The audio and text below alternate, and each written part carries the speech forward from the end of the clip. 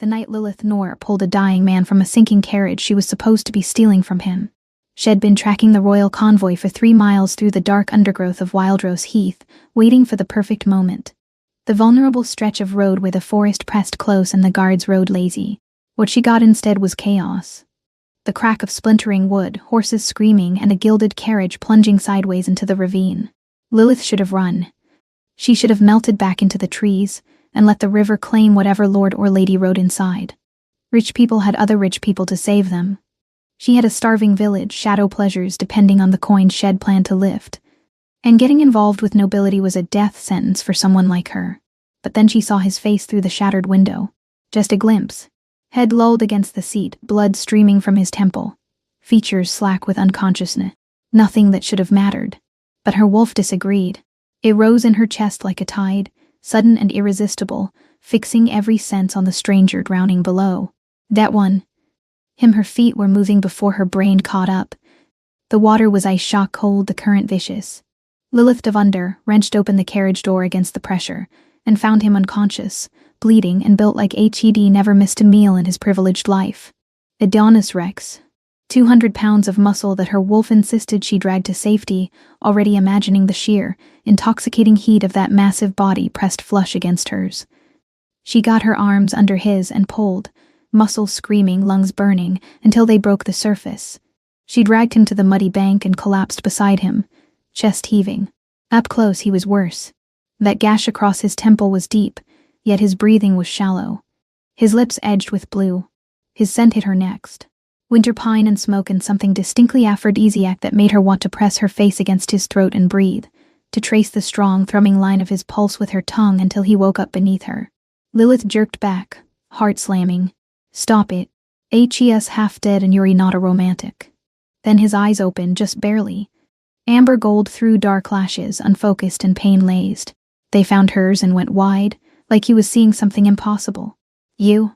He rasped, his voice wrecked, yet carrying a heavy, gravelly vibration that sent a shockwave straight to her core. His hand lifted, trembling like he might touch her face. I know. He never finished. His eyes rolled back, and he went limp again.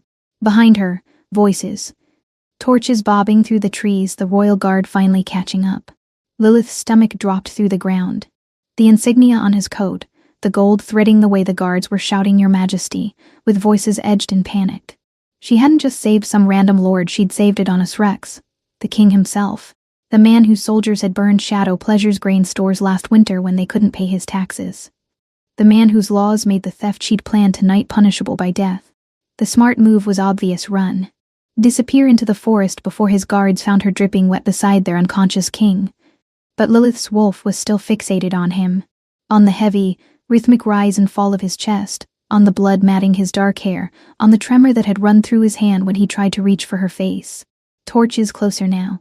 30 seconds, maybe less. Lilith swore, vicious and low. Then she ran. The forest swallowed her whole. Lilith pushed through underbrush that tore at her wet clothes, her boots squelching with river water, her lungs burning as she put distance between herself and the scene she should never have witnessed. She didn't slow until the voices faded to nothing and the only sound was her ragged breathing and the night chorus of insects. Then she collapsed against a mossy oak, pressing her forehead to the rough bark, trying to quiet the chaos rioting through her chest. Her wolf was practically howling. Go back. He needs us. Protect him. He has an entire army to protect him, Lilith muttered into the darkness. We're done. But even as she said it, her hands were shaking. Not from cold or exhaustion, though both clawed at her, but from the memory of his amber eyes finding hers, the undeniable, burning possessiveness she had seen lurking in those golden depths. Lilith pushed off the tree and started moving again, this time with purpose. Northeast toward the hidden camp where Felix Solis would be waiting, probably coughing himself awake every hour like he had been for the past month. Toward the reality of a 12-year-old brother who depended on her to keep him alive. She'd failed tonight. No coins, no supplies, no food for Shadow Pleasure's families who were already rationing what little they had left. Just wet clothes and the scent of a king clinging to her skin, impossible to wash away. The camp was dark when she arrived, just the dying embers of the fire she'd left burning low. The lean-to she'd built from fallen branches and canvas looked even sadder than usual, sagging under the weight of last night's rain. Inside, Felix was curled under their shared blanket, his breathing wet and labored. Lilith knelt beside him, pressed her hand to his forehead. Still feverish. His cough had been getting worse, while other kids his age in the wild packs were already shifting, running with the pack on full moon nights. Felix Solis seemed to only get sicker. His eyes fluttered open, focusing on her with difficulty. "You're soaked. Fell in the river." "Not technically a lie. Did you get the coins?" His voice was thin, hopeful. Lilith's throat tightened. "Not tonight, but I'll try again tomorrow." "Lilith." Felix's hand found hers, his fingers cold and too thin. "You don't have to keep doing this. Maybe we should just—" "No." She squeezed his hand. "Have you seen your arms lately? You're basically enormous. Strongest boy in the Wildrose Heath, probably." Felix looked down at his thin arms, then looked back up at her. "You're a terrible liar. Then it's lucky I'm an excellent thief." She tucked the blanket tighter around him. "Sleep. I'll keep watch." But sleep didn't come for Lilith. She sat by the dying fire, trying to scrub the king's scent from her skin with cold water and failing spectacularly. Every time she closed her eyes, she saw amber gold looking at her. By the time dawn broke, gray and cold through the trees, Lilith had decided she had to leave Wildrose Heath. Take Felix somewhere far from here, somewhere the king's trackers wouldn't find the woman who'd pulled him from the river. Somewhere safe. The plan lasted exactly 3 hours. That's how long it took for Felix's fever to spike so high he started shaking, his skin burning under Lilith's hands, his breathing turning into horrible wet rattles that scared her more than anything had in years. She tried the medicine, tried cold compresses, tried everything she knew. Nothing worked. "I'm fine," Felix gasped between coughs. "Just need to sleep." "You need a healer." Lilith was already moving, shoving their meager supplies into a pack. "Shadow Pleasures is too far. There's a border town, Lure Hollow, an hour south. They'll have an apothecary." "Lilith, we can't afford. I'll figure it out." She helped him sit up, wrapped her cloak around his shaking shoulders. "Can you walk?" Felix tried, made it 3 steps before his legs buckled. Lilith caught him, her heart lodging in her throat. He was so light. When had he gotten this light? She carried him through the forest, following deer trails and her own desperate instinct toward the border town of Lure Hollow. Felix drifted in and out of consciousness in her arms, mumbling about wolves and shifting and being sorry he was such a burden. "You're not a burden," Lilith told him fiercely, even though he probably couldn't hear her. Lure Hollow came into view just as Lilith's arms were giving out.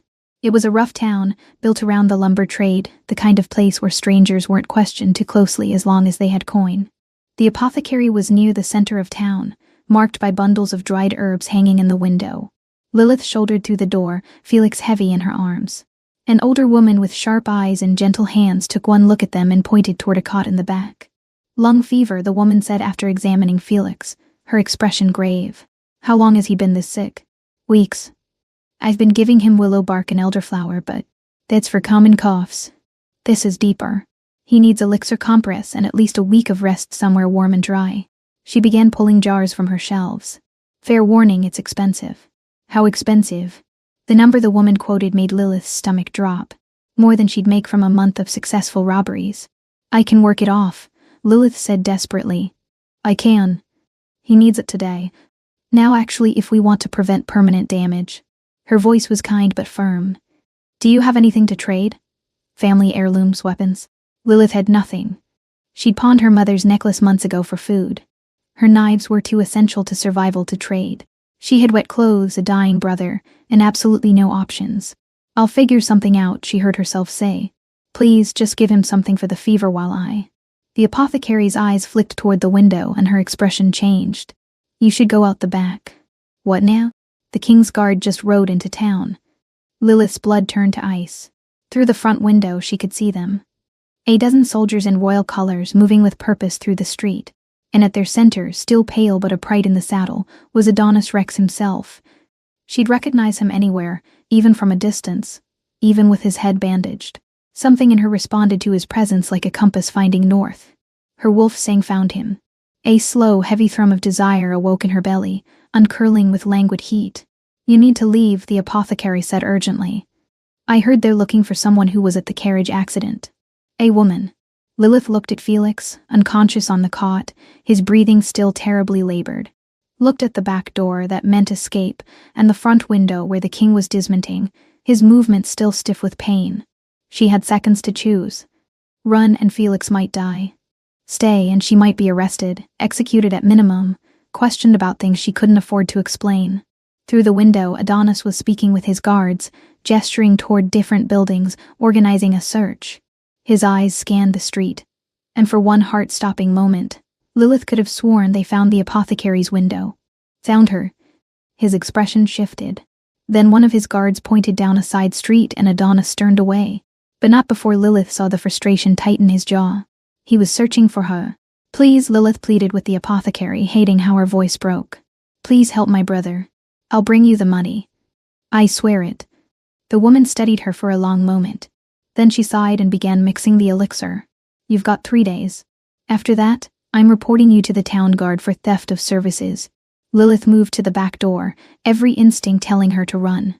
But she paused, looking back at Felix one more time. If anyone asks. I haven't seen any strangers today, the apothecary said firmly. Now go, before I change my mind. Lilith slipped out the back into a narrow alley that smelled like old vegetables and wet stone, her mind racing through impossible calculations. 3 days to get enough money for medicine. 3 days to avoid the king's search parties. The alley opened onto a side street. Lilith pulled her hood up, kept her head down, and started walking. Not running because running attracted attention. Just another traveler moving through town. Nothing suspicious. Nothing. Stop. The voice was male, authoritative, coming from behind her. Lilith's hand went instinctively to the knife at her belt, but she forced herself to turn slowly. It was a lone guard, looking exhausted but determined. The king has ordered everyone to present themselves for questioning. I just arrived this morning, Lilith said, keeping her voice light. Don't know anything about any incident. Then it'll be a short conversation. The guard gestured toward the town square. This way. Lilith's mind raced. She could fight. Probably take this guard before he got his sword clear, but that would mean revealing herself as a threat, bringing more guards, making everything worse. Or she could answer some basic questions and hope Adonis didn't recognize her from their brief, fevered encounter by the river. Except she knew he would. Her wolf, traitorous Sly, was purring at the prospect. Yes, want to see him. Need to. Need to feel that dominant weight pressing down on us again.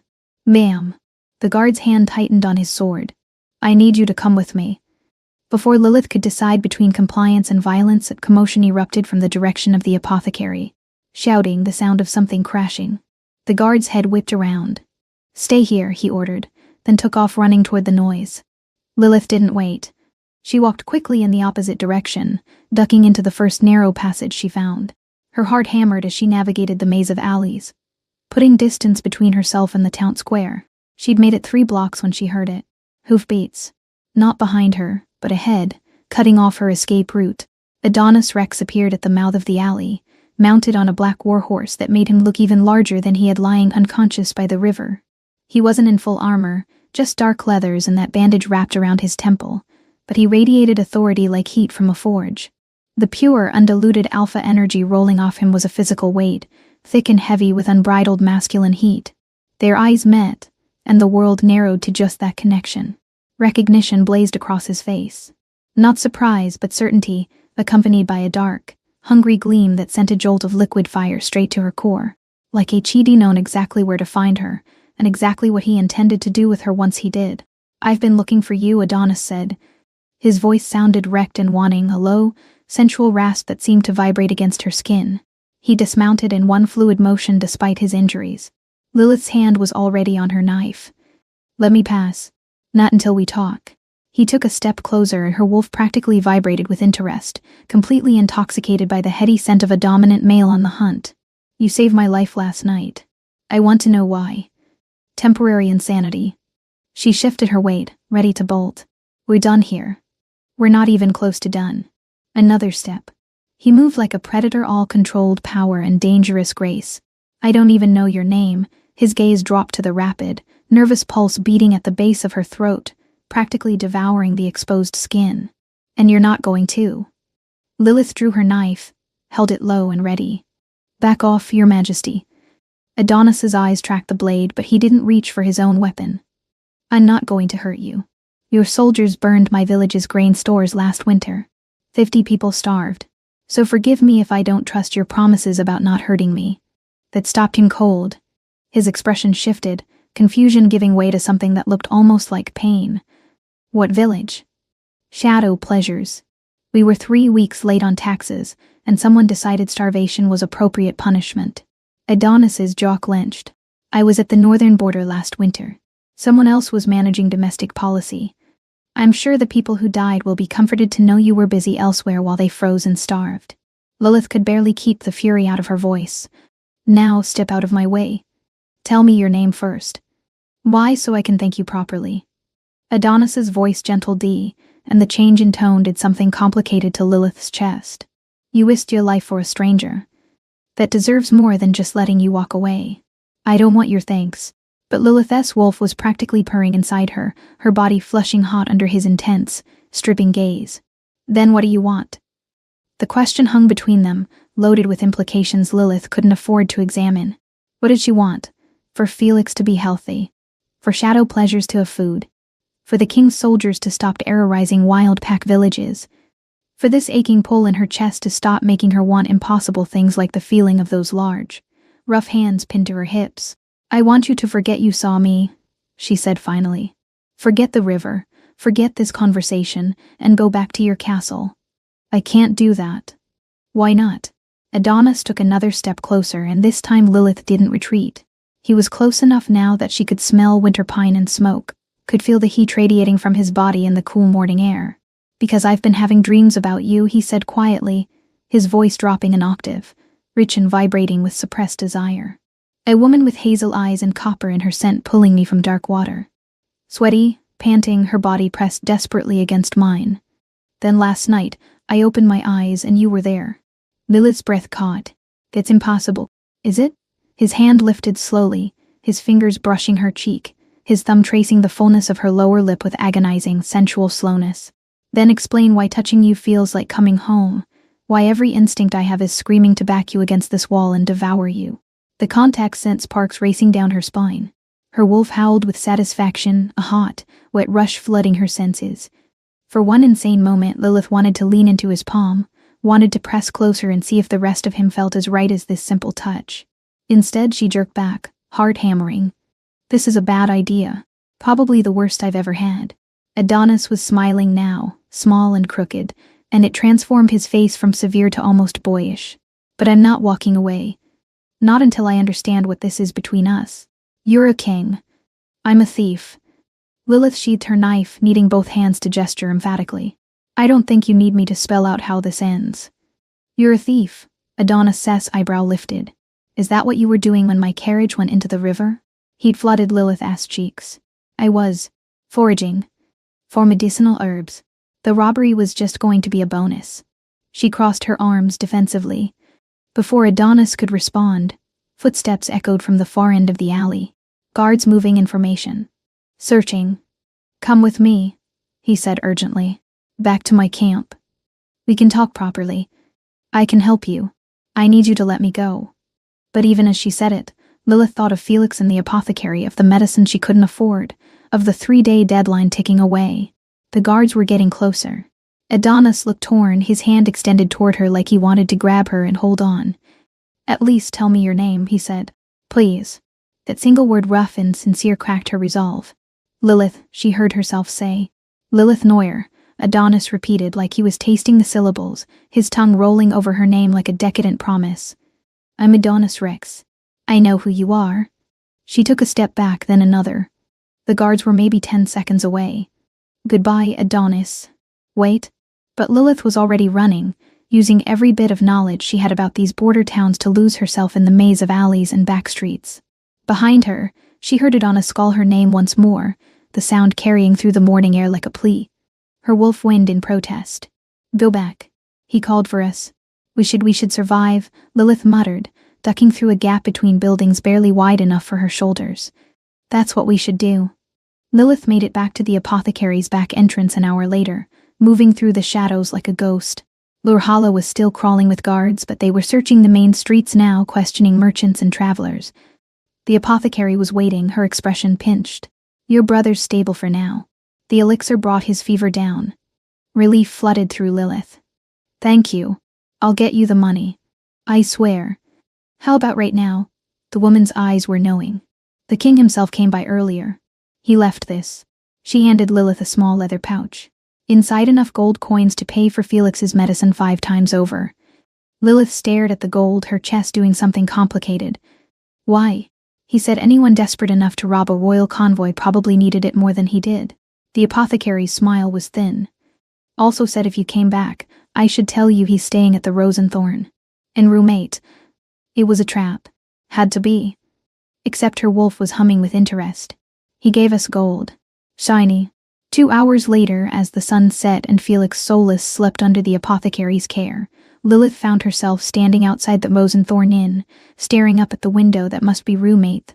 Light flickered behind the glass. He was there. Waiting for her. Her wolf was practically dancing, intoxicated by the lingering scent of him that seemed to coat the very air. Go see him. Touch him. Taste him. We're just going to return the excess gold, Lilith told herself firmly. That's all. In doubt. Definitely no touching. She made it up the stairs without being seen, found roommate at the end of the hall, then knocked before she could talk herself out of it. The door opened immediately, like HED been waiting right on the other side. Adonis stood there in shirt sleeves and dark trousers, his hair slightly damp like he'd recently bathed. That bandage still wrapped around his temple. The thin white linen clung wetly to the broad, sculpted planes of his chest, rendering the fabric nearly translucent and outlining the hard ridges of his abdominal muscles leading down to the low-slung waistband of his pants. He looked younger without the formal leathers. More human, and infinitely more dangerous. His expression when he saw her was pure relief, quickly replaced by a raw, consuming hunger that made her breath hitch. Lilith. His voice was dark, rumbling with an invitation that made her knees feel weak. I came to return this. She held out the pouch of excess gold, trying to ignore the way his gaze slowly raked down her body. I only needed enough for medicine. The rest is yours. Adonis didn't take the pouch. Keep it. Use it for whatever you need. I'm not looking for charity. Good thing it's payment for saving my life. Then he stepped back, gesturing into the room. Will you come in, please? I promise I'm not going to arrest you. Lilith's wolf was already urging her forward, and her own curiosity was winning over caution. Her breath came shorter, the confined space of the room amplifying the potent, intoxicating scent of an aroused alpha. She stepped inside, keeping close to the door. I can't stay long. I won't keep you. Adonis closed the door but didn't lock it, another gesture of reassurance, though the heavy thud of the wood closing them in together sent a delicious, breathless shiver straight down her spine. I just want to talk about shadow pleasures. Lilith studied his face, looking for deception but found only genuine concern, mixed with a blazing physical need that mirrored her own. You really didn't know what happened there. I was at the northern border all winter. The war with the Blackwater Pack was getting worse, and I couldn't leave. Adonis's jaw tightened. I left domestic policy to my advisors. Clearly that was a mistake. Your advisors authorized burning food stores when people couldn't pay taxes. Someone did. And I'm going to find out who. He looked at her, and the intensity in his gaze made her breath catch. Will you help me? Lilith moved to the window, needing distance. Why would you want my help? Because you know what happened on the ground. You know which villages were hit hardest. Adonis's voice gentled D. And because I trust you. You don't know me. I know you pulled a stranger from a drowning carriage when you could have robbed him and run. I know you risk being caught to pay for medicine. He paused. For your brother. Lilith's throat tightened. She shouldn't tell him, but something in his expression made her want to be honest. Felix Solis. He's 12 and he's been sick for a long time. Adonis's eyes softened. Come back to the capital with me. You and your brother. I have healers there, the best in the kingdom. They can treat him properly. He took a step closer. And you can help me find who authorized those orders. Make sure it never happens again. And what do you get out of this? She asked quietly. The truth about what's happening in my own kingdom. His voice roughened. And more time with the woman who saved my life. Her wolf purred at the flattery. This is a terrible idea, Lilith heard herself say. Is that a yes? Adonis's smile was small, hopeful. I have conditions, she said finally. Felix comes with me. He gets the best care your healers can provide. And if I help you investigate, you grant full restitution to Shadow Pleasures and any other village that was hit. Agreed. To all of it. Adonis extended his hand. Partners? Lilith looked at his hand at the caluses that spoke of sword work, at the way it remained steady while he waited for her decision. Temporary partners, she corrected. The moment their palms touched, that electric current raced through her again. Adonis's fingers tightened on hers, his pupils dilating slightly, and she knew he felt it too. This pull, this recognition, this sense of rightness that made no logical sense whatsoever. They stood like that for a moment too long, hands clasped, both breathing slightly faster than the situation warranted. Then Lilith pulled away. I should go. Felix will worry if I'm gone too long. Tomorrow we ride for the Argent Citadel. Adonis's gaze dropped to her lips. Good night, Lilith Neuer. She didn't trust herself to respond, just kept walking out the door, her hands still tingling where he had held them, her wolf singing contentedly in her chest. The ride to the Argent Citadel took for days. Felix spent most of it sleeping, curled up in the back of the covered wagon Adonis had insisted on for their comfort. Lilith sat with him, one hand on his thin shoulder, watching him breathe and trying not to think about the 6 guards riding escort, or the king himself, who kept finding excuses to check on them. How's he doing? Adonis asked on the second day, his head ducking into the wagon, concern etched across his features. Better? Felix Solis's color had improved since starting the medicine, his breathing less labored. The fever hasn't come back. Good. Adonis's gaze lingered on Felix's sleeping face. He's lucky to have you looking out for him. I'm the only family he has left. Lilith's throat tightened at the truth of it. Our parents died 5 years ago. House fire. I'm sorry. And Adonis sounded it, his voice gentle. I lost my parents too. Sometimes I still reach for them, expecting them to be there. Before Lilith could respond, Felix stirred, his eyes blinking open with sleepy confusion. He took in Adonis's presence with the kind of instant terror that made Lilith's protective instincts flare. It's okay, she said quickly, squeezing Felix's shoulder. Felix Solis, this is King Adonis Rex. He's helping us. Felix's eyes went wide. The king, he tried to sit up, nearly hit himself on the wagon's low ceiling and settled for a half bow from his bedroll. Your Majesty, none of that. Adonis's smile was warm, disarming. You're recovering. Stay comfortable. I just wanted to check on you. I'm fine. But Felix Solis's voice was thin, uncertain. I'm glad to hear it. Adonis ducked further into the wagon, settling into a crouch that put him at Felix's eye level. I'm told you're 12. Yes, sir. Your Majesty. Sir Felix shot Lilith a panicked look, clearly overwhelmed. Just Adonis is fine. The king's expression was patient. Your sister mentioned you've been sick for a while. We'll have my healers in the capital take a look at you. Okay. Felix glanced at Lilith, who nodded slightly. Okay, but it's probably just a cough. The healers won't find anything wrong. I'm just late. That's what everyone says. Late for everything. Late for what? Adonis asked gently. Felix's small hands twisted in the blanket. My wolf. I should have shifted by now. All the other kids did. He looked up at Adonis with eyes too old for 12, filled with a hope he was trying desperately to hide. Do you think maybe if I get better? If my lungs work right, my wolf will finally come? Adonis's expression softened. I didn't shift until I was 13. Drove my father crazy. He thought something was wrong with me. Felix Solis's whole demeanor changed, fear giving way to aching hope. Really? You were late. Very late. Some of the court physicians wanted to declare me unfit for the throne. Adonis's smile was self-deprecating. Turns out my wolf just wasn't ready yet. When he finally showed up, he was worth the wait. The other kids say I'm broken. Felix's voice dropped to almost a whisper. That I'm human-born, and my mom lied about my dad being a wolf. Lilith's heart cracked. She'd known the other kids were cruel, but hearing Felix say it out loud, hearing the hurt in his voice. You're not broken, Adonis said firmly. And anyone who says otherwise is silly.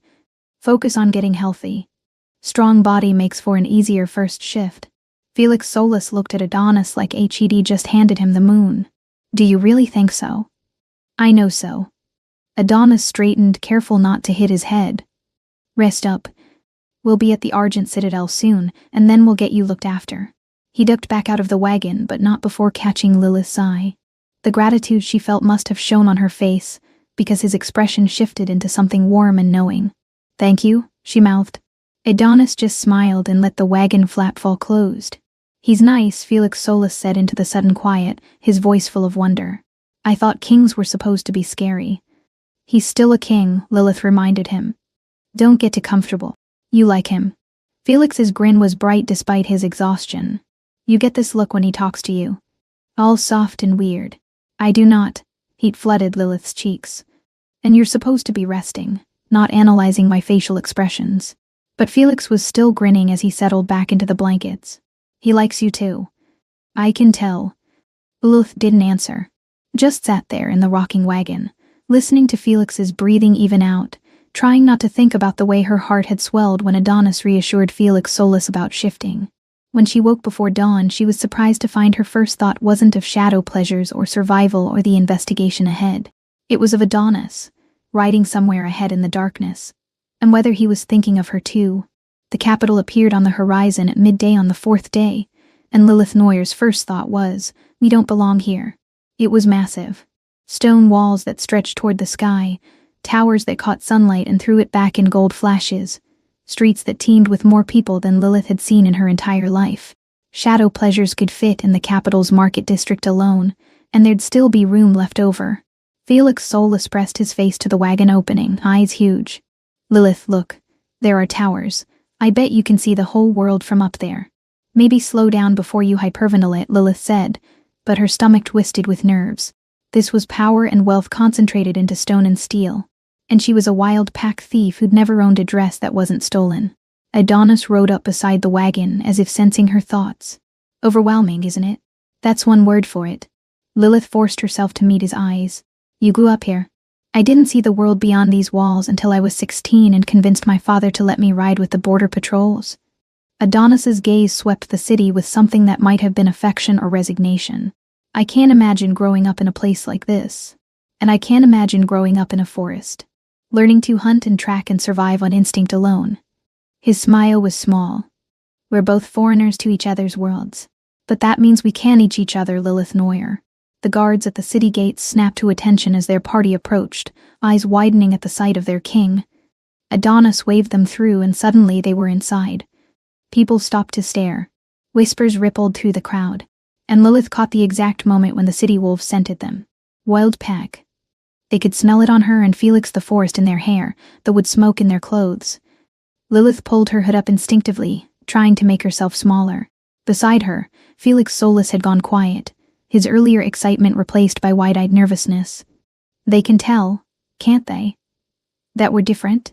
His hands twisted in his threadbare shirt, suddenly painfully aware of the patches Lilith had sewn, the dirt that wouldn't quite wash out, the way his clothes hung loose on his small frame. We smell wrong to them. They did. Lilith could feel the weight of hundreds of eyes. See the court ladies covering their noses with perfumed handkerchiefs. Felix hunched smaller, trying to disappear. They know we don't belong. Hey. Lilith pulled him close. We belong anywhere we decide to be. They don't get to make us feel small. But even as she said it, her own heart was hammering. Adonis Rex must have noticed their discomfort because he dropped back to ride directly beside their wagon. His presence was a shield against the crowd's curiosity. Ignore them, he said quietly. They'll gossip for a day or two, then find something new to fixate on. Court is always hungry for fresh scandal. The Argent Citadel came into view, massive beyond comprehension. All white stone and soaring architecture. Gardens that could swallow Grey Hollow. Lilith felt her mouth go dry. We're staying there? Felix breathed. You're my guests, Adonis Rex replied. I know it's a lot, but I promise the healers are worth the culture shock. They were ushered through gates, across courtyards, and upstairs that seemed to go on forever. Servants appeared from everywhere, taking the horses, carrying luggage Lilith didn't even know they had, bowing and murmuring Your Majesty at every turn. Adonis Rex stopped at a door halfway down an endless corridor. You're sweet. Sweet was an understatement.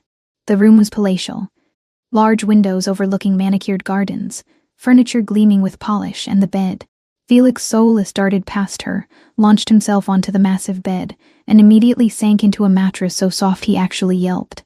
Lilith Noyer, I'm being eaten by comfort. Despite everything, Lilith laughed. Adonis Rex's expression went impossibly soft watching them. There's an adjoining room for Felix. Bathing chamber through there. Anything you need, just pull that cord. A bathing chamber? Felix soulless popped up from the bed, hair sticking straight up. Like, with actual hot water? Am I allowed to? It's yours, Adonis Rex said, amused. Use it as much as you want. Felix scrambled off toward the bathing chamber, leaving Lilith Neuer and Adonis Rex suddenly, acutely alone. I'll send the healers within the hour, Adonis Rex said, but he didn't move toward the door. Just stood there looking at her in the afternoon light, something warm and wanting in his eyes. You look terrified. My boots are leaving mud on your floor. Lilith gestured helplessly. Our floor. Adonis Rex took a step closer. And I don't care about the mud, Lilith. I care that you're here. That you're safe. The intensity in his voice made her breath catch. Her wolf was vibrating again. Closer. Want him closer. Adonis Rex. I know. Too much, too fast. But he didn't back away. Thank you for trusting me enough to come here. I haven't decided if I trust you yet, Lilith Neuer replied honestly. Adonis's smile was crooked hopeful. But I'm going to keep trying to earn it. Then he was gone, the door closing softly behind him, and Lilith was left standing in luxury, feeling more lost than she'd felt since her parents died. Felix Solis burst from the bathing chamber, dripping wet and grinning like he'd discovered buried treasure. Lilith Neuer, smell me. What? No. Just smell, he shoved his damp hair under her nose. It's lavender. Do I smell fancy now? Lilith Neuer laughed and pulled Felix Solis into a fierce hug, pressing her face against his newly scented hair. You smell ridiculous, she said, her throat tight. Fancy ridiculous, or bad ridiculous? The best kind of ridiculous. She held him tighter. This brave, hopeful boy who'd traveled so far on faith. Love you, troublemaker. But don't get too attached, okay? This is temporary. The healers arrived an hour later, led by an older woman with silver-streaked hair and eyes that missed nothing. She introduced herself as Healer Bria and examined Felix Solis with a gentle thoroughness. Deep breath in, Healer Bria instructed, pressing her ear to Felix Solis's chest. Felix complied, sitting very still on the edge of his big bed. Lilith stood nearby, watching every micro-expression that crossed Healer Bria's face. The healer listened for what felt like an eternity. Then she straightened, her expression carefully neutral in a way that made Lilith's stomach drop. The lung inflammation is chronic, Healer Bria said finally. But that's not all. There's scarring in the lower airways. Old damage probably from repeated infections that went untreated. But the medicine helped, Lilith Neuer said, hating how defensive she sounded. His fever broke. He's breathing better. The medicine addressed the acute infection. But the underlying damage. Healer Bria pulled out a small vial, held it up to the light. This will help, along with steam treatments. But I won't lie to you, he'll need months of consistent care. Maybe longer. Felix Solis's face crumpled. So I'm not getting better? You are getting better, Healer Bria corrected gently. Just not as fast as you'd like. Your body has been fighting for a long time, Felix. It needs time to heal properly. She touched his shoulder. Be patient with yourself. After Healer Bria left, with instructions and a basket of herbs, Felix Solis curled up on his side, facing away from Lilith Neuer. His shoulders shook with silent tears he was trying desperately to hide. Hey, Lilith Neuer sat on the edge of his bed, her hand finding his back. You hurt her? You're getting better. Months, Lilith Neuer. His voice was muffled by the pillow. It's going to take months. And what if? What if my wolf never comes? Guilt clawed at her throat. She should have gotten him help sooner. Should have found a way to afford proper medicine instead of stretching cheap herbs until they barely worked. This isn't your fault, Felix Solis said, like he could read her thoughts. He rolled over, his eyes red-rimmed but fierce. You kept me alive, Lilith Neuer. You did everything you could. A soft knock interrupted the moment. Adonis Rex entered, carrying a wooden box carved with intricate wolves running through forests. He looked between them, took in Felix's air-stained face and Lilith's defensive posture, and his expression softened. Healer Bria told me, he said quietly, about the scarring. I'm sorry. It's okay. Felix Solis sat up straighter, trying to look brave. You don't have to be okay all the time.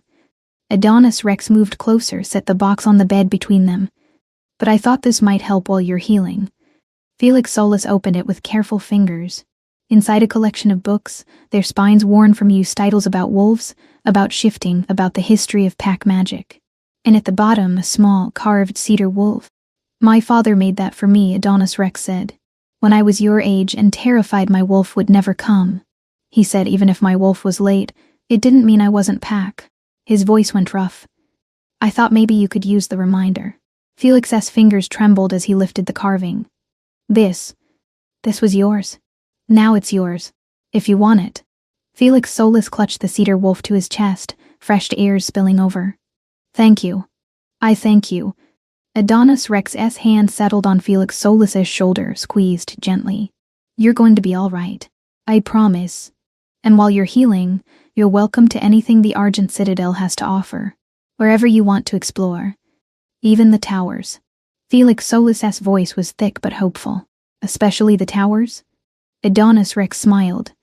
I'll take you up myself tomorrow if you're feeling strong enough. After Adonis Rex coaxed Felix Solis into trying the steam treatment Healer Bria had prescribed, turning it into an adventure rather than medicine, the boy finally fell asleep, the carved cedar wolf tucked under his pillow and a small smile on his face. Lilith Neuer followed Adonis Rex into the corridor, closing the door softly behind her. Thank you, she said, for making him feel like he matters.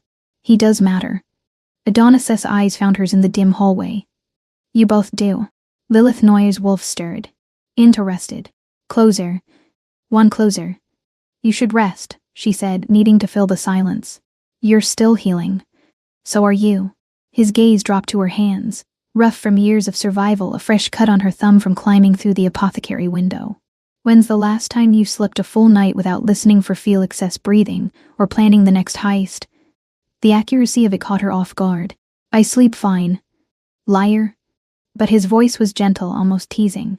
He leaned against the wall, and she noticed how close they were standing. Close enough to see the flecks of gold in his amber eyes. Close enough that his scent wrapped around her like a physical thing. We start the investigation tomorrow, Adonis Rex said. And there was something in his voice that made her pulse kick.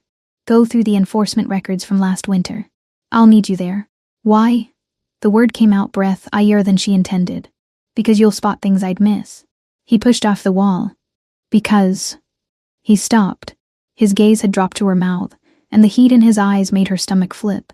Adonis Rex's hands flexed at his sides, like he was fighting the urge to reach for her. Because every time I look at you, I forget why I'm not kissing you. The confession hung between them, wry and honest. Lilith Neuer's heart slammed against her ribs. Adonis Rex. I know. His jaw tightened, a muscle jumping. I know all the reasons we shouldn't.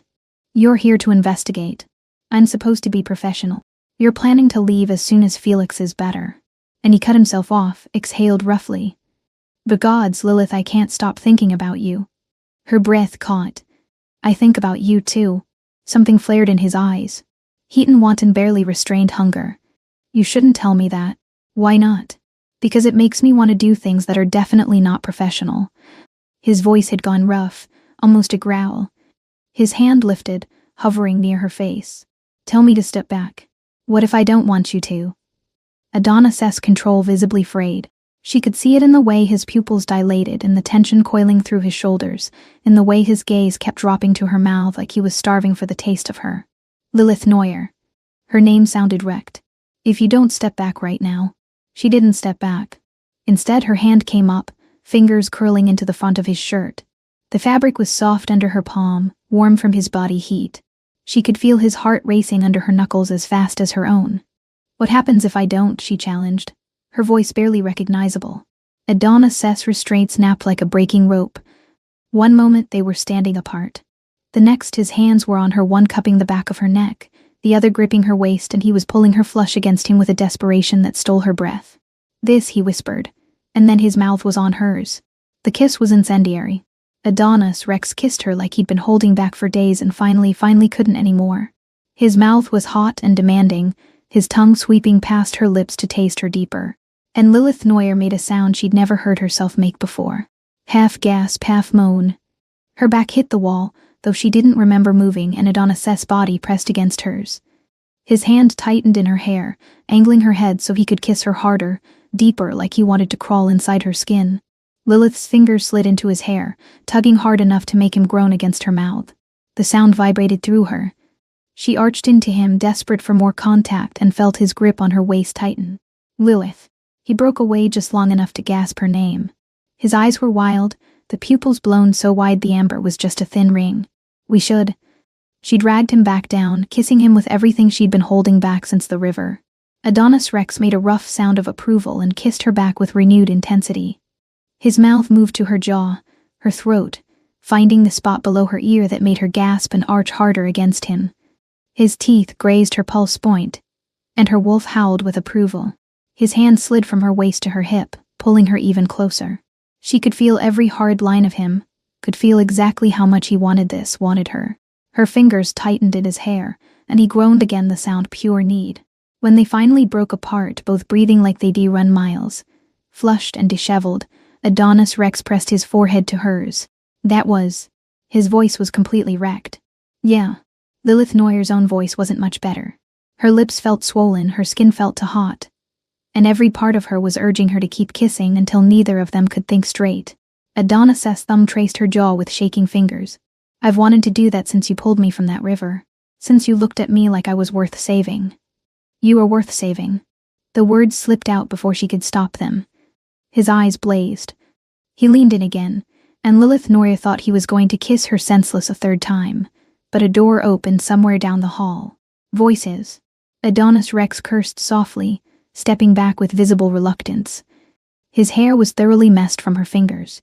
There was absolutely no hiding what they'd been doing. A servant appeared around the corner, took one look at them, and had the grace to stare at the floor.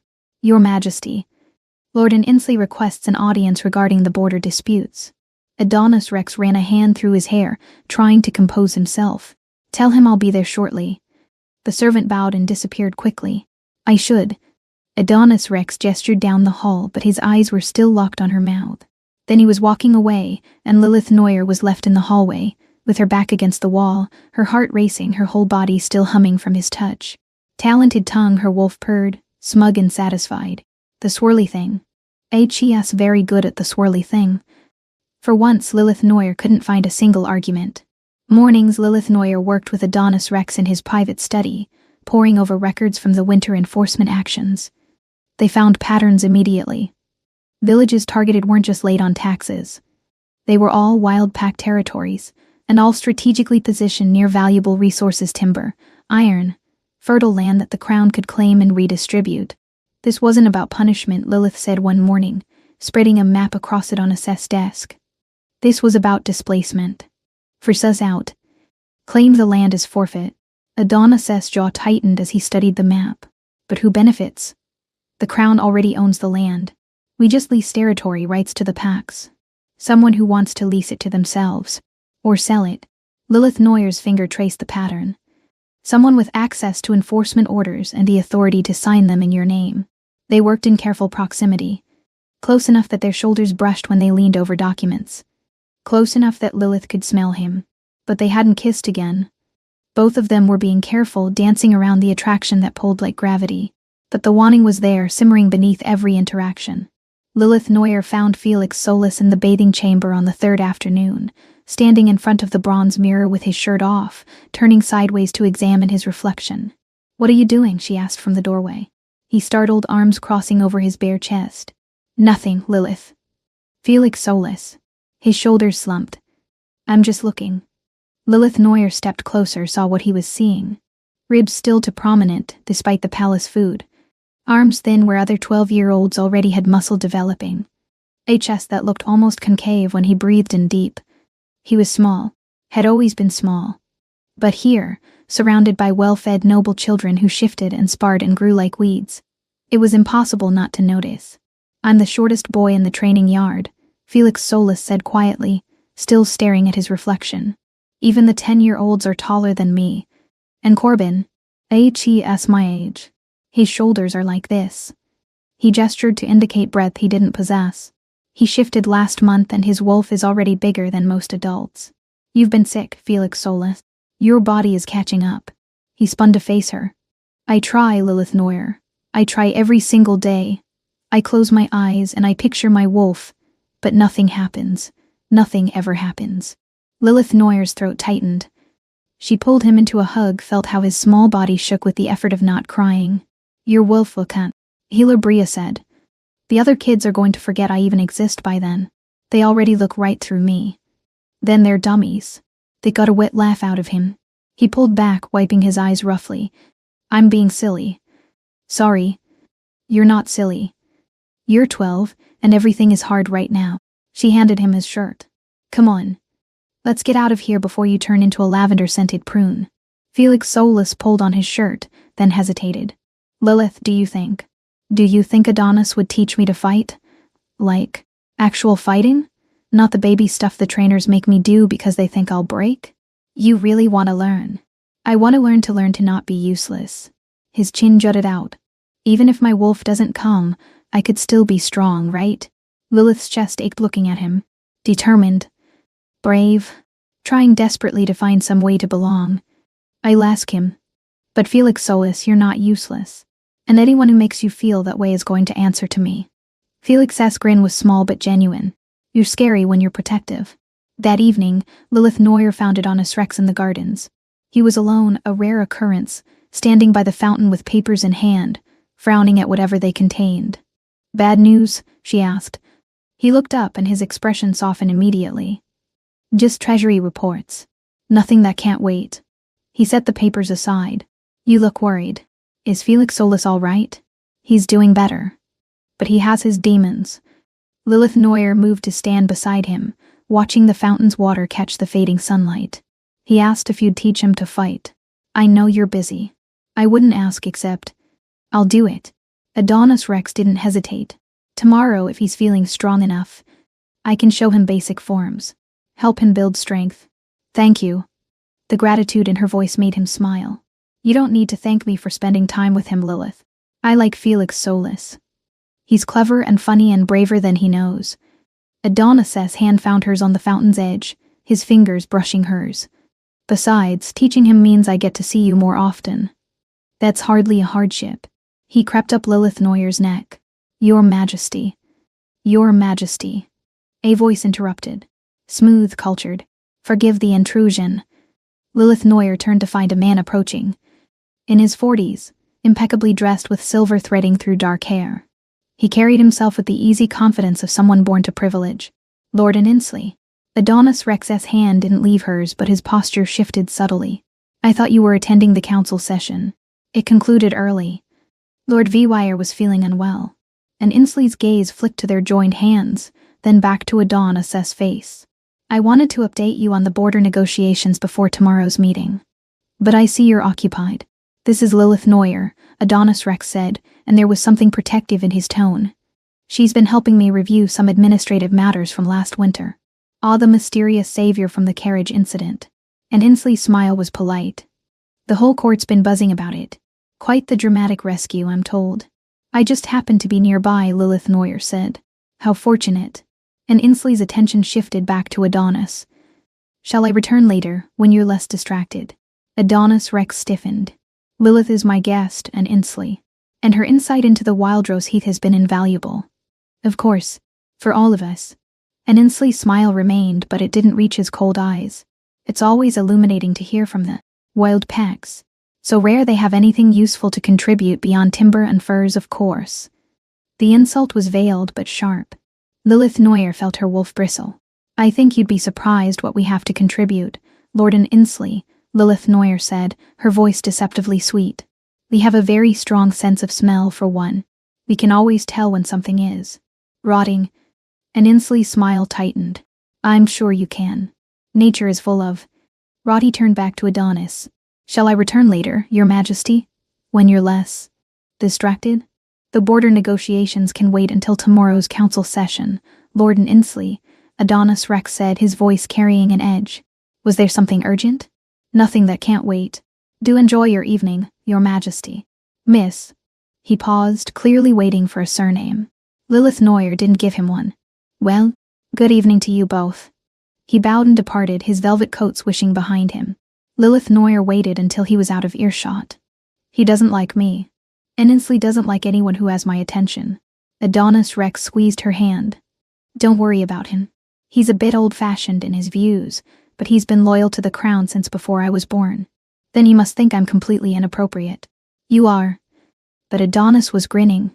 That's why I like you. We're supposed to be reviewing treasury reports, Adonis Rex. I'd rather review you. The words came out before he seemed to think them through. His eyes widened slightly. That sounded less forward in my head. Lilith Neuer laughed, surprised and delighted. Are you flirting with me, Your Majesty? Terribly, apparently. But he was smiling, pulling her closer by their joined hands. Is it working? Maybe. Her heart hammered as she stepped into his space, close enough to feel his warmth. Try again later, and I'll let you know. Adonis's eyes darkened with promise. Later. Definitely later. His thumb traced her knuckles one more time before he reluctantly let go. But first, untold tax records are very romantic. Shall we go investigate? Led the way. Your Majesty. His grin was absolutely triumphant. The next morning, Adonis Rex appeared in the training yard just after dawn, with Felix Solis in tow. The boy looked nervous but excited, dressed in training clothes that were still too big for his frame. Lilith Noir watched from the sidelines as Adonis showed Felix basic stances, correcting his footing with patient hands. You're thinking too much, Adonis Rex said after Felix Solis fumbled the same sequence 3 times. Your body knows what to do. You just have to trust it. Easy for you, say. You're huge. Felix gestured at Adonis's frame. I'm like a stick. I was a stick at 12, too. My trainers called me sapling until I was 15 and finally hit a growth spurt. Adonis Rex crouched to Felix's level. Isn't everything? You know what matters more, speed. Cleverness. Using your opponent's strength against them. He tapped Felix's temple. You're smart, Felix Solis. That's worth more than muscle. Felix's whole face lit up. Really? Really? Now show me that sequence again. And this time stop worrying about being perfect. Just move. This time Felix Solis flowed through the sequence with more confidence. Still sloppy, clearly a beginner, but better. They worked for an hour, until Felix was sweating and breathing hard but grinning like he'd won a battle. As Adonis Rex helped him with water, Adonis ruffled his hair. Trust me, Felix Solis. You're going to be a warrior one day. Felix Solis ducked his head, but Lilith Noir saw the hope blooming on his face. Saw how he stood a little taller walking off the training field, already practicing the footwork Adonis Rex had shown him. And watching Adonis with him, Lilith felt something dangerous settle deeper in her chest. Love, her wolf observed quietly. We love him. Stop, Lilith Noir whispered. But even as she said it, her hands trembled. Because her wolf was right. And that terrified her more than anything Lord and Inslee or the court's whispers ever could. Falling for Adonis Rex meant staying. Meant belonging to a world that would never fully accept her. Meant risking everything on a king who could have anyone he wanted, who would eventually realize a wild pack thief wasn't worth the complications she brought. He already chose us, her wolf argued. For now, Lilith Noir said. But people change their minds. Kings especially. Her wolf huffed, unconvinced. The incident happened a week later. Lilith Noir woke to find Felix Solis already gone at breakfast with the other trainees, finally starting to make friends. She dressed quickly, planning to meet Adonis Rex in his study to continue reviewing enforcement records. But when she opened her door, she froze. Someone had painted words across the corridor wall in thick, black paint, still wet and dripping. WILDP CKTRASHDOESNTBLONGHERE GOBACKTOYOURFOREST INIMALS. And below smaller. THEBOYSMELLSLIKES ICKNESSANDFAILURE. Lilith's stomach turned. Her hands clenched into fists as she stared at the words, each one designed to cut. She heard footsteps behind her. A servant gasped, then hurried away, probably to fetch someone to clean it before Adonis Rex saw. But Lilith Noir didn't move. She just stood there, reading the words over and over, feeling them sink into her skin like poison. Lilith Noir. She turned to find Felix Solis in the corridor, his arms full of training gear, his face going pale as he took in the painted message. Don't look at it, Felix Solis, she said quickly, moving to block his view. But it was too late. Felix had already read every word. His eyes filled with tears, which he tried desperately to blink back. They're right though, he said, his voice small. I do smell different. I am failing. He fled before she could stop him, his small footsteps echoing down the corridor, disappearing into their suite with a slam that made her flinch. Just then, Adonis's voice cut through the corridor like a whip. Who did this? He stood at the far end of the hall, still in his training leathers, his expression absolutely murderous. I don't know, Lilith Noir said. We just found it. Adonis Rex moved closer, his eyes scanning the cruel words, his jaw tightening with each line, before turning to the remaining servants. Find whoever did this. I want them in my study within the hour. And get this cleaned. Immediately. The servant scattered. Adonis Rex turned to Lilith Neuer, and the fury in his eyes made her step back. Are you all right? I'm all right. It's just paint and words. His hands curled into fists. It's not. You're under my protection. And someone thought they could. He cut himself off, breathing hard. I'm going to find who did this. Adonis Rex, it doesn't matter. We've dealt with worse. Let's focus on the investigation. It matters to me. He cupped her face, his touch gentle despite the rage vibrating through him. I will not tolerate anyone in my court treating you like you're less than you are. But they couldn't find who painted the message. The servants claimed ignorance. The guard saw nothing. It was as if the words had appeared by magic. That night, Felix Solis refused dinner. Lilith Neuer found him curled in his bed, clutching the carved cedar wolf Adonis Rex had given him, staring out the window toward the forest beyond the city walls. I miss home, he said quietly, when she sat beside him. Not because it was better. Just because it was ours, you know? Lilith's throat tightened. I know. In Shadow Pleasures, nobody pretended to like us. They just ignored us. And that was fine. I knew where I stood. Lilith Neuer pulled him close, felt how small he still was despite the training, despite the good food. Despite everything Adonis Rex had tried to give them. We can leave if you want, Felix Solis. Pack up tomorrow. I won't force you to stay somewhere you're miserable. Felix is quiet for a long moment. Do you want to leave, Lilith Neuer? I want you to be safe and happy. That's not what I asked. He pulled back. Do you want to go back to Shadow Pleasures? Lilith Neuer's chest ached. No, she admitted quietly. Not yet. Because of Adonis? Yes, but also because you're getting better here. Felix Solis nodded slowly. Then we stay. At least until whoever did this gets caught. A small smile tugged at his mouth. Besides, Adonis promised to teach me that disarming move next week. I can't leave before I learn that. Relief flooded through her. You're sure? I'm sure. I'm just tired tonight. He settled back into the pillows. Will you stay until I fall asleep? Always. But later that night, unable to sleep, Lilith Neuer found herself in Adonis Rex's study. The painted message kept nagging at her. Not the words themselves, but something about the paint. The way it had been applied thick, deliberate strokes that suggested someone who'd done this before. She pulled the incident report from that morning, studying the details she'd barely registered earlier. Guard rotations, servant assignments, supply deliveries. There. A notation in the corner, small, almost invisible unless you were looking for it. A specific symbol, like a flourish on a letter A. Lilith's pulse quickened. She'd seen that mark before. She started pulling records, working backward through weeks of reports. The symbol appeared again on a report from 2 weeks ago, when a minor fire had broken out in the servants' quarters. And again, a month before that, when supplies meant for wild pack refugees had mysteriously spoiled. Each incident small enough to dismiss individually. But together. Can't sleep either. Lilith Neuer jumped. Adonis Rex stood in the doorway in loose sleeping clothes, his hair disheveled. Adonis Rex, look. She pointed to the symbol. Do you recognize it? Adonis moved closer, leaning over her shoulder. She felt his warmth, smelled winter pine, and immediately felt her wolf stir with interest. Focus, she told herself. Adonis's expression shifted from curious to grim. That's an Inslee's personal notation. He uses it to track orders he's directly overseen. Their eyes met. The paint on the wall, Lilith Neuer said slowly. The fire. The spoiled supplies. Was he behind all of it? Adonis Rex was already pulling ledgers, his movements sharp and controlled. If he is, there will be more. His notations will show up on other incidents. They worked through the night, spreading documents across every surface. And with each new record, the pattern became clearer. An Inslee's mark appeared on enforcement actions from last winter. On land seizures.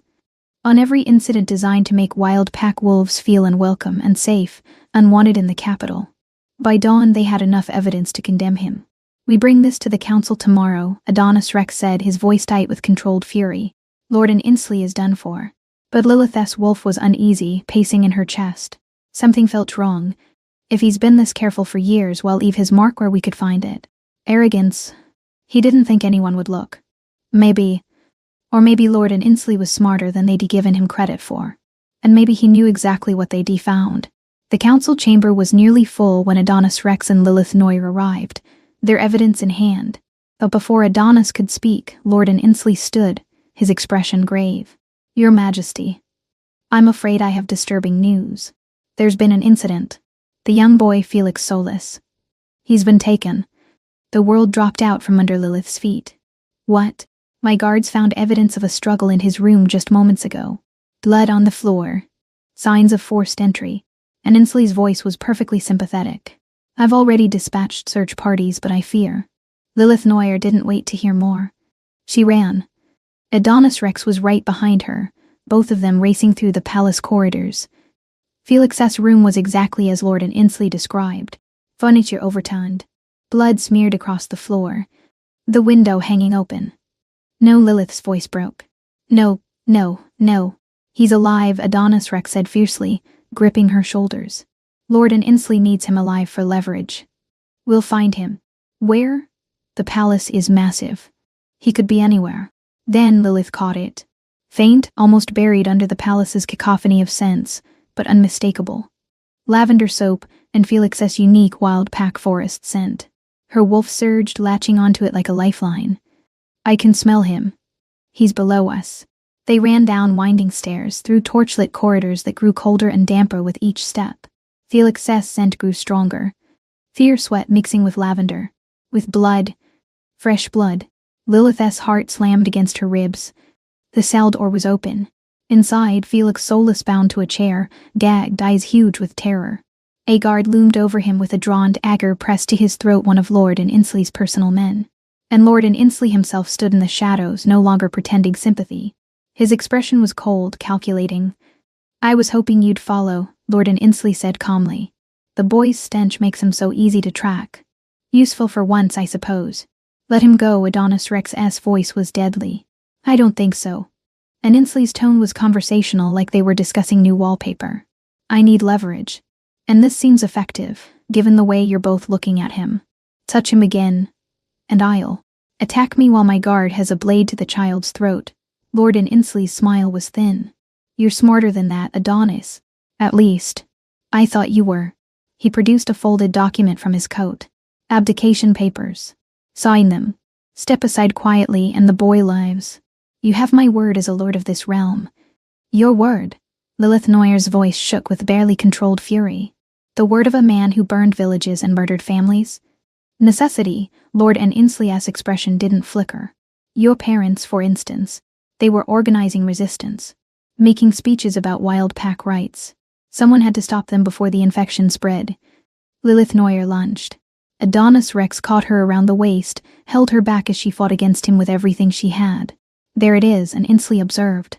"That wild pack temper. Barely civilized, aren't you?" His gaze shifted to Felix Solis, dismissive. "The boy's even worse. Weak. Sickly. Can't even shift. I'm doing the bloodline a favor, putting him down." The guard pressed the dagger tighter. Felix Solis made a sound behind the gag, not a scream, but a whimper he couldn't quite suppress, as the blade bit into his throat. His eyes squeezed shut, tears spilling over, tracking down his pale cheeks. "Sign the papers," Lord Inslee said, "or watch him bleed." "Stop." Lilith Noir was still fighting Adonis's hold, her voice breaking. "Please, Adonis, just... I need you to trust me," Adonis Rex said against her ear, so quiet only she could hear. "Please, Lilith. Trust me." She went still, trembling in his arms. Adonis Rex released her slowly, stepped forward with hands raised. "You in? Where do I sign?" "Adonis, no. I won't watch him die, Lilith." Adonis's voice carried absolute conviction. "Bring the papers, Lord Inslee." Lord Inslee set the document on a barrel, produced a quill. "Smart choice. Although the boy really isn't worth a kingdom." "Funny," Adonis Rex spat. "I was thinking the same about you." His hand shot out. Not for the quill, but for Lord Inslee's throat. He slammed the advisor into the stone wall with enough force to crack bone. The quill clattered to the floor, and Inslee's eyes flashed gold. His wolf surged, partial shift rippling through him in an instant. Claws raked across Adonis Rex's arm, tearing deep. Adonis snarled, his own shift beginning. The guard moved toward Lilith Noir, who was wide open. "Felix Solis, run," she screamed at her brother. But the guard was faster. His arm locked around Lilith's throat, yanking her back. Cold metal bit into her wrists. Silver cuffs, burning like acid. Her wolf recoiled, caged, unable to shift. No. Felix Solis's scream was raw, desperate. The guard's dagger pressed against Lilith's throat now. Stop fighting or she dies. Felix Solis moved. The transformation tore through him like wildfire. Agonizing and complete but fierce. His jaw cracked and elongated, fangs erupting with a wet sound that made the guard flinch. Not normal fangs, these were long, wickedly curved, sharper than any wolf his age should possess. The ropes around his wrists snapped like thread. The guard saw him coming, tried to adjust his grip on Lilith, bring the dagger around. But Felix Solis's fangs sank into the guard's forearm. The guard's scream was inhuman. He released Lilith, stumbling back, his arm hanging at a wrong angle, blood spurting. Felix spat out flesh and fabric, his amber eyes blazing with protective fury. He was still bound to the chair by one ankle, still half-transformed, still small but absolutely feral. Touch her again, he snarled, his voice distorted. I'll take your throat next. The guard fled, clutching his ruined arm. Lord Inslee used the distraction to rip free from Adonis Rex's grip with a burst of alpha strength, his wolf fully surfaced now. He lunged for Lilith Neuer, claws extended, going for the kill. Adonis intercepted him mid-leap. They collided in a tangle of claws and fangs, fully shifted now. Two massive wolves crashing into the stone wall hard enough to crack it. And Inslee was older, more experienced. But Adonis Rex was younger, faster, and absolutely enraged. Adonis's jaws closed around Inslee's throat. Squeezed. And Inslee thrashed, clawed desperately at Adonis's sides, drawing deep furrows that bled freely. But Adonis didn't let go. Just bore down harder, crushing the windpipe until Inslee's struggles grew weaker, more frantic, then finally still. Adonis Rex released him with a snarl, shifted back to human in one fluid motion. He stood over Inslee's collapsed form, breathing hard, blood streaming from the claw marks across his ribs. Lord Inslee's wolf receded slowly, leaving him gasping on the stone floor, clutching his ruined throat. Blood matted his silver hair. He looked suddenly old, frail, diminished. Across the cell, Lilith Neuer was still struggling with the silver cuffs. Her wrists burned, raw and blistering. Felix Solis appeared beside her, still half-shifted, his clawed fingers fumbling with the locks. Hold still, he managed through his distorted jaw, his fangs making the words slur. Almost got it. The cuffs fell away with a click. Lilith Neuer pulled him into her arms immediately, not caring that he was still partially transformed, not caring about the blood soaking into her clothes. You're okay, she breathed into his hair. You're okay. You're... I bit him, Lilith Neuer. Felix Solis's voice was odd, shaking. I bit him. Did you see my fangs? They were huge. The shift receded slowly, painfully. Fangs retracting with small pops that made him whimper, claws becoming fingers again, his jaw cracking back into place. When it was done, he sagged against her, suddenly small and 12 and covered in blood. That hurt, he whispered. Shifting hurts so much. I know, sweetie. But you did it. You saved me. Adonis Rex crossed to Lord Inslee, hauled him up by the throat and slammed him against the wall, ready for the final blow. The advisor's feet dangled off the ground, his face purpling as Adonis's grip tightened. Adonis Rex, Lilith Neuer's voice cut through the rage. Don't kill him. Not yet. Give me one good reason. Adonis's hand flexed tighter. Because I want him to stand trial.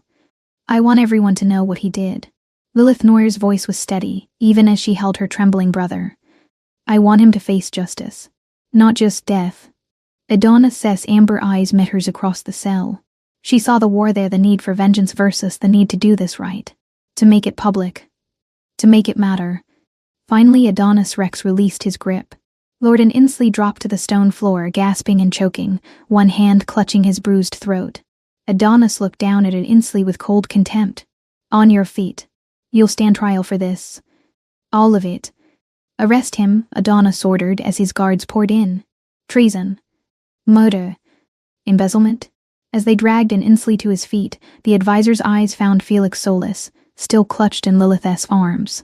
Still shaking. Didn't think the little beast had it in him, and Inslee rasped. He's not a beast, Lilith Neuer said quietly. He's braver than you'll ever be. Lord Inslee's laugh was wet, bitter. We'll see how brave you both are when the court tears you apart. I might hang, but you'll never belong here. Never. Good, Felix said, his voice muffled against Lilith's shoulder. I don't want to belong anywhere you did. The aftermath was chaos. Healer Bria arrived to tend Felix Solis's wounds, the cut on his throat, the raw skin where the ropes had bound him. But the boy barely seemed to notice, too busy staring at his hands, flexing his fingers like he expected claws to appear again. I shifted, he kept saying, voice full of awe. I actually shifted. Did you see? Did everyone see? We saw, Lilith said, her own voice thick with tears. I was terrified. But then the guard had that knife, and I thought, if I don't do something, he's going to hurt Lilith Neuer. And I couldn't let that happen. So I just let go. And my wolf was there. Adonis Rex knelt beside them, his hand settling on Felix Solis's shoulder.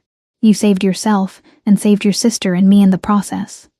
That's not just brave, Felix Solis. That's extraordinary. My fangs were really sharp, Felix Solis said solemnly. That guard's going to need stitches. Lord and Inslee's trial was swift. The evidence was overwhelming, the financial records, the enforcement actions, the testimonies from displaced families. But it was Felix Solis's testimony that sealed it. The boy stood before the packed council chamber, small but steady, and told his story. About the painted words. About being taken and held at knife point. About the moment HED shifted to save himself. I know I'm just a kid, Felix Solis said, his voice clear. And I know I'm wild pack and I smell like forests instead of roses. But I'm also a wolf. A real wolf. And that guard found that out when he tried to hurt my family. The council saw his scarred palms where HED grabbed the blade. Saw the bite marks on the guard's arm, deep, unmistakably made by a young wolf's fangs. And they saw Adonis Rex standing behind Felix Solis's chair, one hand on the boy's shoulder, his expression daring anyone to question the child's worth. The vote was unanimous.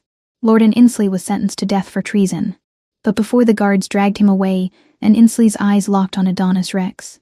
His smile was thin, bitter, knowing. Your father would be ashamed, Lord Inslee said, his voice carrying across the silent chamber. King Alistair built this kingdom on dignity. On order. On knowing the difference between nobility and animals. His gaze flicked to Lilith Neuer and Felix Solis, then back. You've let wild pack rash into these halls. Into your bed. You've made a mockery of everything he stood for. Adonis's jaw tightened. They'll tear you apart for this, and Inslee continued. The court. The nobility. The kingdom itself. Every decision you make will be questioned. Every alliance weakened. All because you couldn't keep your legs closed for a forest rat who smells of. Take him, Adonis Rex ordered. As the guards hauled and Inslee toward the dungeons, his laughter echoed through the stone halls. You'll regret this, boy king. You'll wish you'd let me kill them both. That night, Lilith Neuer stood on her balcony, staring out at the city lights, trying to ignore the weight pressing on her chest. You're thinking very loud. Adonis Rex's voice came from the doorway. She didn't turn. Maybe Lord Inslee was right. About which part?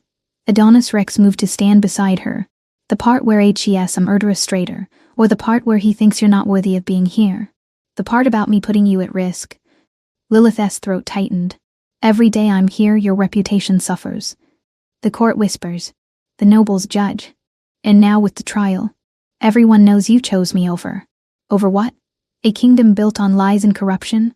Adonis Rex turned her to face him. Lilith, I don't care what they whisper. You should. You're the king. Your alliances matter. Your reputation.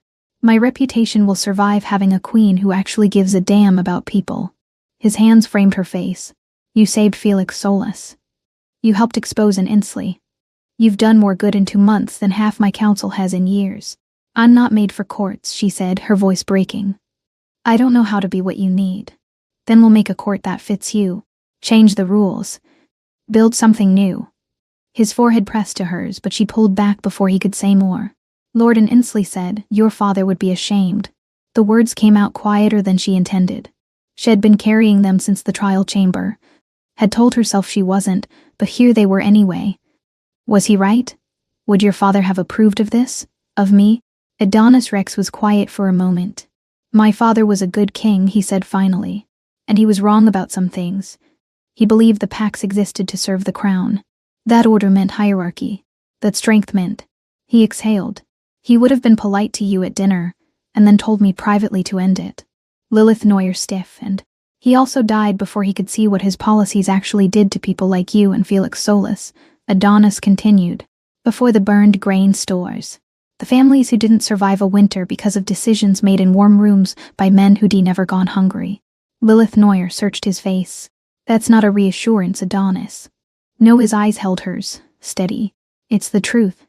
I love my father, but I am not my father. He tucked a strand of hair behind her ear.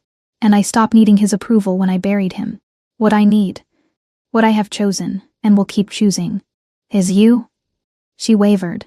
It's not just about your father. It's about every lord in that council room who looked at Felix Solus like he was something tracked in on a boot. It's about what it costs you, what it will keep costing you. Lilith. His voice was soft but certain. I'm asking you to choose me. Not because it's easy or because the court approves, but because you want this as much as I do. The rest of it, the whispers, the politics, the lords with their opinions, I have been managing those my entire life. I can manage them with you at my side far better than I can manage anything without you in it. The city lights blurred slightly. She blinked. I'll probably still steal from you sometimes, she said, her voice catching on something between a laugh and a sob. Something in his face broke open. Relief, mostly, and something so warm it was almost painful to look at directly. I'm counting on it. When they kissed under the stars, Lilith Neuer felt something fundamental shift into place. Like every piece of her life had been leading to this moment, this person, this impossible future they were building together. 3 months later, Felix Solus's 13th birthday dawned clear and bright. The kind of spring morning that made the whole capital seem to glow. Lilith Neuer woke to find him already gone, a note scrawled on his pillow gardens with Adonis Rex. Today's the day. I can feel it. She found them in the clearing behind the palace, the same spot where Adonis Rex had first tried to teach Felix Solus how to fight months ago. But everything had changed since then. Felix Solus had grown, shooting up for inches until he was nearly as tall as Lilith. His shoulders had broadened from daily training, his cheeks had filled out from regular meals. He stood differently now. Confident, grounded. Ready? Adonis Rex was asking as Lilith Neuer approached. I've been ready since I was 12 and bit that guard. Felix's grin was bright, fearless. Did I mention my fangs were really sharp? Because they were. Everyone says so. You've mentioned it, Lilith Neuer said dryly. Several hundred times. Well, it's important information. Felix Solus bounced on his toes, nervous energy crackling through him. Corbin says when I full shift, my wolf's probably going to be all fangs. Like, just a walking mouth. Which sounds terrifying but also kind of awe. Corbin also said you couldn't do a backflip off the trading dummy, Adonis Rex pointed out. And yet I can do 3 backflips off the training dummy, Felix Solus corrected proudly. I'm very athletic now. Have you noticed? Lilith Neuer caught it on a sessi over Felix's head. The king was trying desperately not to laugh. Yes, very athletic, Adonis Rex agreed solemnly. Now, are you ready to shift, or would you like to list more of your accomplishments first? Fine. I'm shifting. He took a deep breath. How do I do this again? Close your eyes. Find your wolf, Adonis Rex's voice gentle D. But this time don't hold back. Let him come all the way through. Felix Solus closed his eyes, his face scrunching with concentration. For a moment nothing happened. Then his whole body went rigid. The transformation was nothing like his half-shifts had been. This was complete, inevitable. His body restructuring itself with cracks and pops that made Lilith Neuer wince. Fur rippled across his skin, dark silver gray. His spine curved, limbs reshaping, face elongating into a wolf's muzzle. When it finished, a young wolf stood where Felix Solus had been. Not huge, but sleek and powerful with those distinctive amber eyes. And my gods, Lilith breathed. His fangs. Even in wolf form, Felix Solus's fangs were noticeably longer than normal. Sharper, wickedly curved.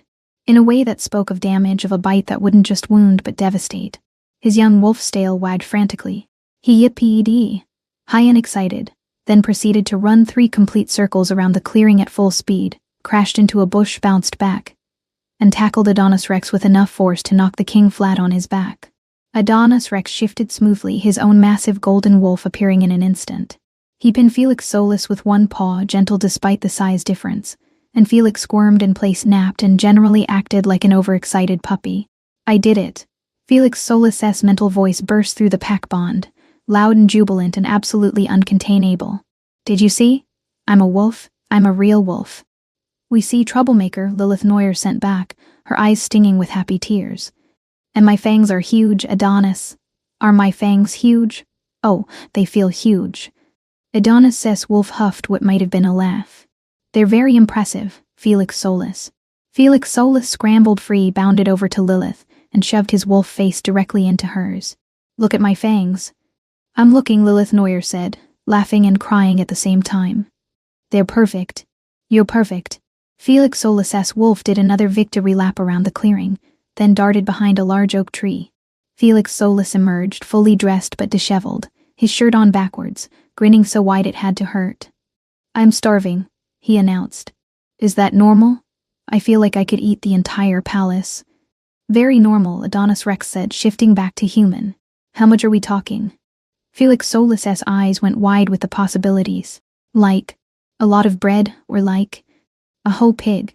The first time I shifted, I ate an entire roast and fell asleep face down at the table, Adonis Rex said solemnly. My father never let me forget it. Felix Solus looked at Adonis Rex with pure admiration. When I grow up, I want to be just like you. That evening, the great hall was packed for Felix Solus's birthday celebration. The boy held court like he'd been born to it, surrounded by young nobles who wanted to hear about his shift, about the coup, about the day he'd bitten a full-grown guard and lived to tell about it. He's told that story 7 times already, Lilith Neuer said, from where she sat beside Adonis Rex at the high table.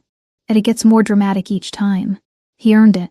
Adonis's hand found hers under the table, thumb tracing slow circles on her palm. Let him have his moment. They're calling him the Fanged Prince now. Did you hear?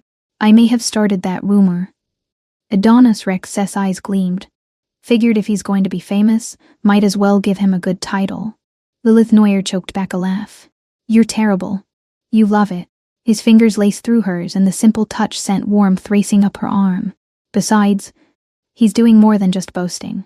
Look. She followed his gaze. Felix Solus was demonstrating something to a cluster of noble children. The way wild pack wolves connected differently with their animals. Teaching them, not just entertaining them. We got the reports from Shadow Pleasures yesterday. Adonis Rex said quietly. The new grain stores are built. Compensation distributed. Lilith Neuer's throat tightened. Really? Your home is healing, Lilith. Because you made sure it would. He lifted their joined hands, pressed a kiss to her knuckles. You saved more than just me that day at the river. I was trying to rob you, remember? And instead, you stole something much more valuable. His voice dropped lower, intimate despite the crowded hall. My heart. My future. Everything I didn't know I needed. Heat flooded her cheeks. That's actually kind of romantic. When did you get good at this? I've been practicing. His free hand came up to cup her face, thumb brushing her cheekbone. Had a very demanding queen who insisted I improve my courtship skills. Smart woman. The smartest. His eyes held hers, dark and intent.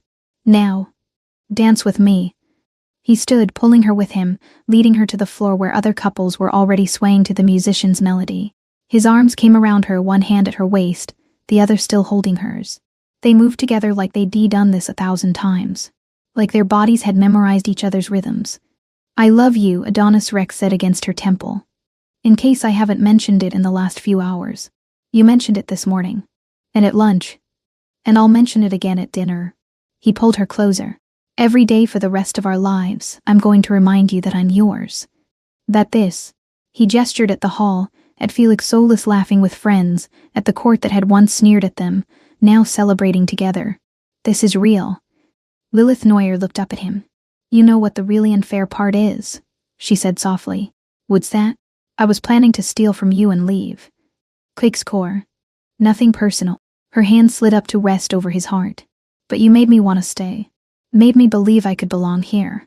You stole my freedom to leave. Good. His forehead pressed to hers.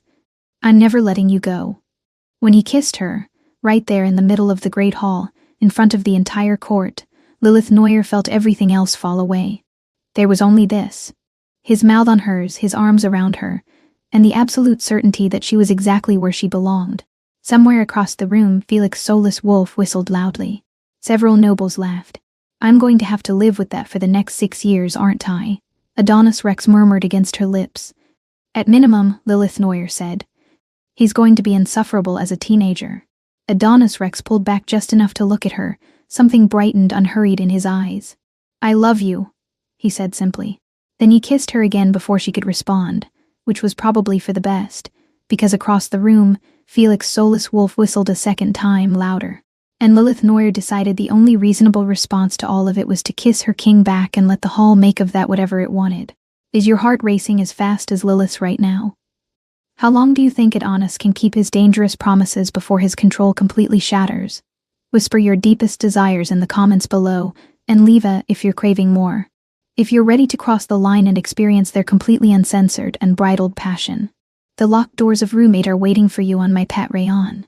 Hit that subscribe button, turn on notifications, and let yourself completely surrender to the temptation. I'll be waiting for you in the dark.